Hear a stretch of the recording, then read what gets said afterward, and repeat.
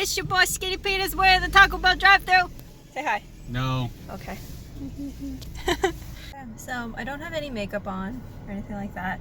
I'm in the Culver's drive-thru right now. I was sent out to get food. It is August 14th. It's about 3 p.m.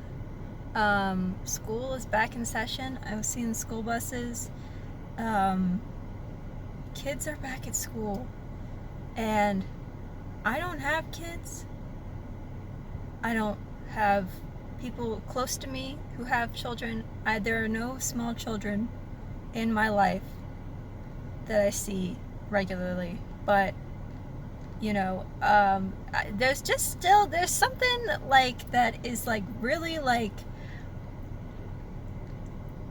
you couldn't, I know that they're doing like online options. Some of it's like partly online, but I know a lot of schools aren't able to do that. Like they don't, like, that's not, oh, I've just got like, I'm so like overwhelmed with like feeling about it, like just mixed feelings about seeing little kids and teenagers too, like high school students, middle school students, like kids, teenagers, all that stuff, being forced to go to a place where they cannot social distance, where they're wearing a mask all day, and you're expecting children, so like kindergarten, like kids, like, and even high school students who are arguably the nastiest people on the earth. And I'm not saying that to like to diss them. I'm saying that as like a, like, you know, teenage boys don't wash their hands.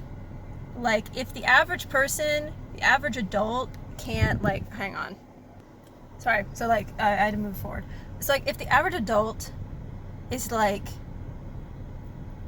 having issues, like, normal everyday people who are still, like, social distancing, washing their hands, they're still getting sick, and you're expecting children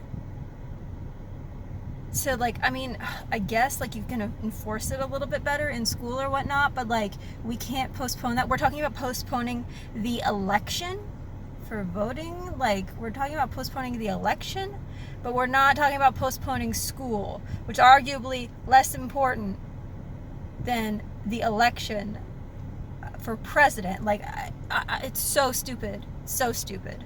It's now 12:30.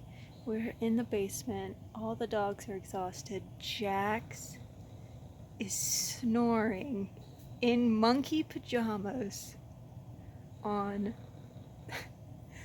I hope you can hear him snoring. He's out.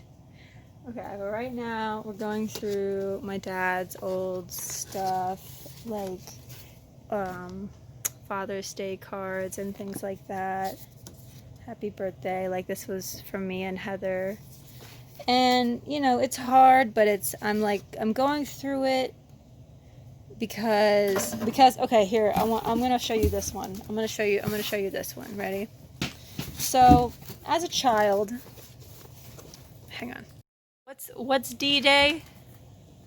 What's D-Day, Mom? It has to do with some sort of war. It's like World War II. It's like when American soldiers reached the beach, like in England or something like that, and it's like a really big, like, it was a really big turning point in World War II. Hang on. I did not know that as a child.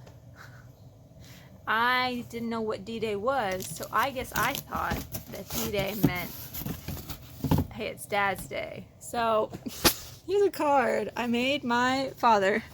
Happy D-Day.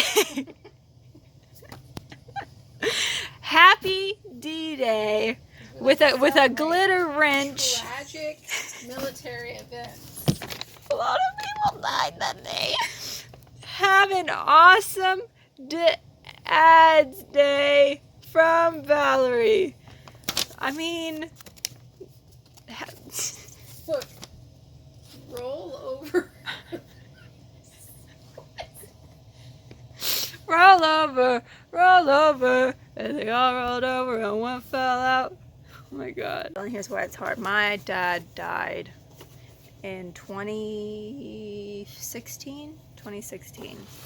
So, and we're moving, so we're trying to minimize and like purge, because we're moving from a fairly big house to a slightly smaller house with less storage and things like that. And there's so much that we've kept over the years that we need to get rid of. I look tired. I am tired, but you know, going to these things, and this is stuff that he kept, like that it was in his box and things like that. And it's like, you know, he was not my biological father, but he is the man that raised me. He is my father, my dad, and he has one of these things. This is one of those things where it's like the $1 million question is, will you go to heaven? And I don't mean to judge people from beyond the grave. I hate these things because people tip with these. People tip with these, and they'll like put them like in the thing, so people think that they got like $100 tip, and then they flip it over, and it's like, "Are you going to heaven?" And it's like, "Well, I would, but I'm already in hell because I have a server job." But it's like, I'm making light of it because I'm at a place where I can go through these things, and some of the things are hard to look at, some of the things are hard to go through, but I'm going through the things, and I'm like reminiscing about the good times, you know, while, you know, the pain is nostalgia, you know. It's not so much, it's like, it hurts, not in a good way. It doesn't hurt in a good way. I'm trying to, like, I'm so tired. I'm so tired. I'm trying to think of how to describe it. Like, it's like, I'm finally at a point where I'm able to reminisce without it being a heart-wrenching event. You know, I'm able to go through these things and see, you know, pictures of him and all of this stuff without crying, you know, and I'm able to enjoy the memories, you know, of that stuff. So yeah, so I'm proud of myself for making it as far as I have with grieving and all that side of the things. But my whole standpoint on it is that wherever you are, however long it takes you, you're exactly where you're supposed to be.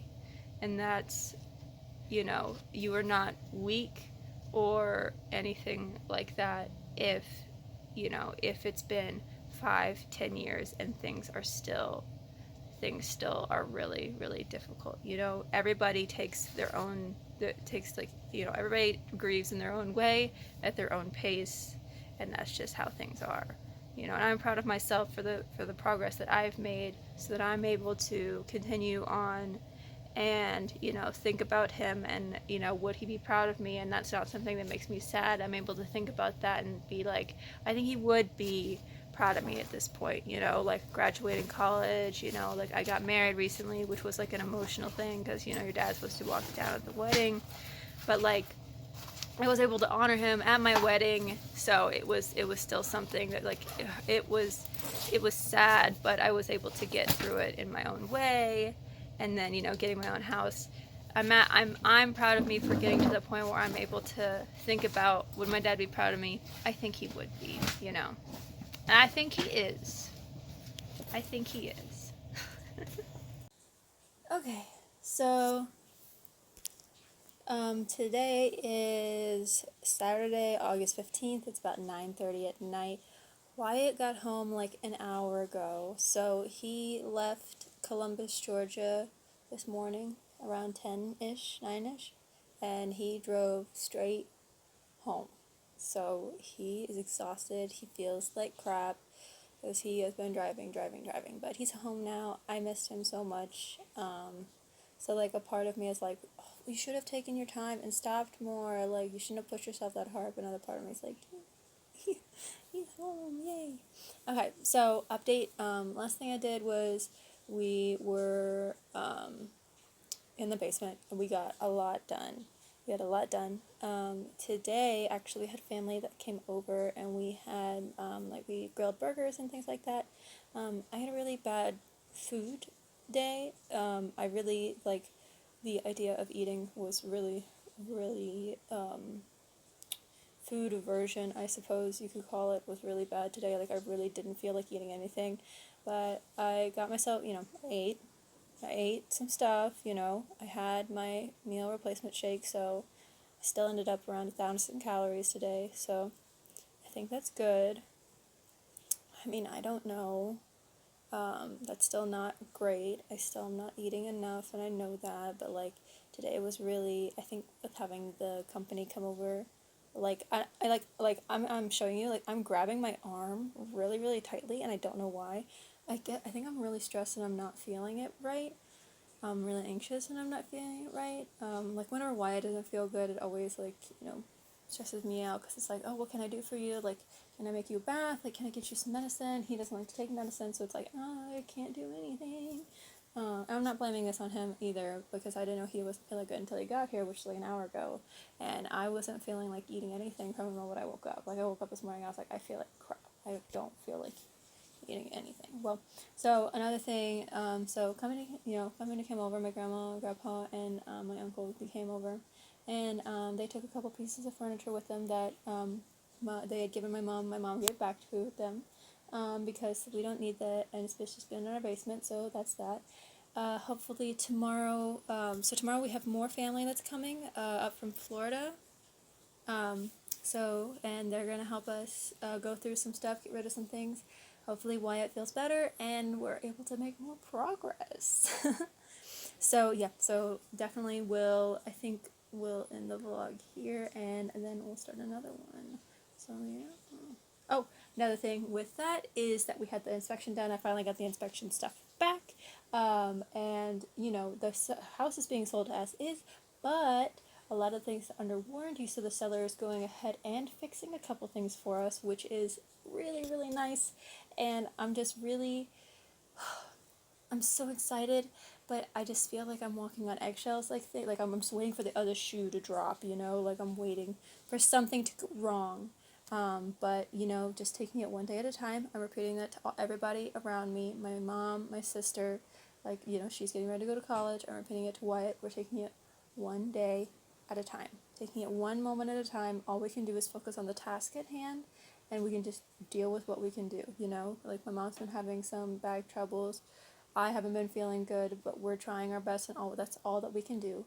And all that we can do is focus on what's going to happen today and what we're doing right in this moment because we don't know what tomorrow brings. So, alright, I'll see you guys in the next video. Bye!